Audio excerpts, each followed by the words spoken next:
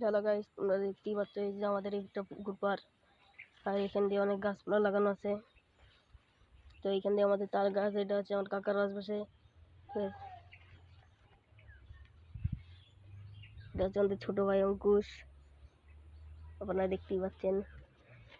তো আপনাদেরকে বলছি, আপনারা একটা লাইক কমেন্ট আর শেয়ার করে দিন। তো আমরা এখন যাবো আমাদের ওই সাইডে পুকুর পাড়ে, এটা আমাদের বাড়ি। এই তো আমাদের মনে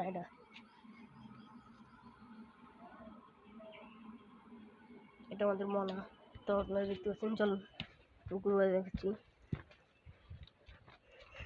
তো দেখতে পাচ্ছেন ওয়াও, দ্য পুকুর পাড়।